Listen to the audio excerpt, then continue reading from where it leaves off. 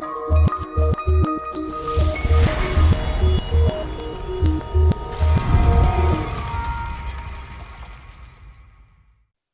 Lorraine Silver, welcome to the RMN Podcast. How are you? I'm fine. I say it's been such a lovely day today, so I'm in really good spirits. That's fabulous, fabulous. And how have you been coping? I'll ask all the artists the same question, but how have you been coping through the pandemic as an artist and all the things that's been going on? It's been awful. I have to say, it's been so sad, frustrating. I can't even think of as many words because every time you think you're going to get going again, something happens. I mean, we still don't know, do we really? In 3 weeks' time, No. start up again. So it's been very hard for everyone. Our industry is the last one really to be opened up. Yeah. Have you been keeping yourself busy, being creative? I've heard your new single. I love it. Creative. Well, I've been practicing. I've been giving my neighbours a treat. I haven't really done. I've done a lot of interviews and Zoom interviews like we're doing now. So that's been fun. But otherwise, it has been really hard. Yeah. So I haven't done that much. I have to be honest with you. Just waiting. So, I mean, for the people watching. Yeah, for the people watching, Lorraine, who perhaps don't know your background, don't know who Lorraine Silver is, could you go back to the beginning of how you entered into the music industry and what it is that, how you became this Northern soul legend? But let's start at the beginning. How did you get involved in the music industry? Okay, right, I'm going way back, 1965. I was 13 years old. But even before that, as a little child, I was one of these, I suppose you'd call it a hairbrush artist, standing in front of the mirror as a little kid with my hairbrush and singing all the songs from the radio. And I always wanted to be on the stage ever since I can remember. I wasn't from a stage school family. It just came from there, really, from my heart. So when I was 13, without my parents' knowledge, I went up to Oxford Street in London on the train with a school friend of mine. I knew there was one of these recording booths in Woolworths in Oxford Street. I don't know if anybody realises what these booths were. They used to be in some of the stations, a bit like passport booths, really. So you go inside, and at the time, put 2 shillings in and sing or whatever, recite, and you would produce an acetate record. So this is what I did. I put my 2 shillings in and I sang Brian Hyland's Sealed with a Kiss, one of my hairbrush songs of the day. Out came this acetate record. And I knew that there were some recording studios, Pi Records, in Marble Arch. I was pretty okay at 13, I seemed to sort of have a lot of knowledge about certain things in the industry, really. So my friend and I walked from Oxford Street to Marble Arch into the recording studios with this acetate record. And I remember I went up to the reception and I just said, would somebody like to listen to this? I've just been in a booth, I've recorded something, I'd like your opinion of it. And in those days, it was only letters, remember. There was no emails, no nothing, obviously, in the 1960s. So I had to wait probably about 6 to 8 weeks for this letter to come through the post. And I actually still have all these letters. I've kept everything. And it was from one of the A&R, artist and recording managers at the time, who was actually Tony Hatch's assistant. And he had said in the letter, they were very impressed with what they heard. Would I come up for an audition? My God, can you imagine 13 years old getting this letter? Oh my God, it was like a dream. So at that point, obviously my parents did know what I'd been up to. So yeah, my father accompanied me to Pi Records, where I met Tony Reeves and had a chat with him. And they said, yeah, they would like to record me. I didn't sound like a 13-year-old at all. So they gave me a track to learn, which was the Marvelettes, I'll Keep Holding On. Now, I'd never heard of the Marvelettes. They were a 3-girl American trio who'd had a hit with the song in the States. And in the 60s, what happened was with a lot of artists, Cilla Black, Dusty, were given original records by American artists and re-recorded by British artists. It was the thing of the day, really, in the 60s. So I sat there for a couple of weeks in my Dansette record player, learning this song. And then I got a call from the recording studio saying, no, they changed their minds. They didn't want me to do that one. They wanted me to do a track called Lost Summer Love by a singer called Shelley Fabris, who was very well known in America. She was an actress. She'd been in Elvis Presley's films, and she'd had a big hit with Johnny Angel. So she was a big artist in America. I was given this very sweet song, Lost Summer Love, to learn, plus 3 others. I was given an original song to learn by my then music arranger, Johnny Harris, who again had history. He was responsible for all the Petula Clark hits. So you can imagine, 13 years old, hearing all this was like, whoa.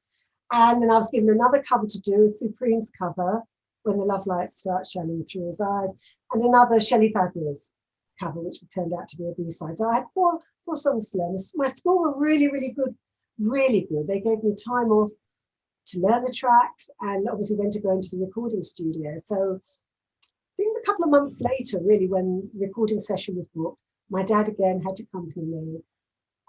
It was all live musicians in those days. It was quite amazing. I can remember I suffered with hay fever at the time, and I can remember thinking, oh my goodness, I feel really, it was obviously my sound really, because I was still able to sing, but I always used to sing through my nose. It's just, apparently Barbara Streisand sings through her nose, so I'm in very good company there. Anyway, I was in this recording studios for hours doing these 4 tracks. They had recording time, so everything's quite strict with timings. I had the Ladybirds to back up me, and on bass guitar, I had a guy called Klaus Bormann. Klaus Bormann in the day was very, very friendly with the Beatles in Berlin. And he was the guy who actually illustrated the Revolver album, the cover of the Beatles Revolver album, because he was an artist as well. And he also decked in for Manfred Mann in the 60s. And he was an incredible bass player. He was on all my tracks. And okay, and then I was given a manager, and they really expected big things from these tracks. They were all big British 60s sound, brass, tambourine, nothing like the originals that I was given to learn. Big, big 60s. And they really thought that Lost Summer Love was going to be a massive hit, following on from Petula Clark. So I was given a manager, and I had all the publicity that, of the time, photographs, a lot of national press because of my age, and good things were expected. But then there was a downside. There's always a downside, isn't there? My manager at the time had a #1 hit with a group called the Overlanders, #1 hit with the Beatles' Michelle. So it was a big record at the time. So of course, a lot of his attention was given to them. I was meant to go on Ready, Steady, Go, which was a massive TV program at the time. And obviously, I didn't do it. I did, in fact, though, do a lot of stuff for Radio Luxembourg. It was a big station of the day. Yeah. Obviously, younger people would never heard of it. Massive station. And I went into the studio. I had a 15-minute show called Spin with the Stars. It was all to advertise Pi Records of the day. But I was given a list of tracks that I was meant to say how wonderful they all were. They were all Pi tracks, obviously. But they played my record, and it's good publicity. But apart from that, nothing else. So 500 copies of Lost Summer Love, which was the main track at the time, were only pressed up. And that's not a lot, really. And that will mean something more when I go further into my story. And all my relatives had a copy of my record.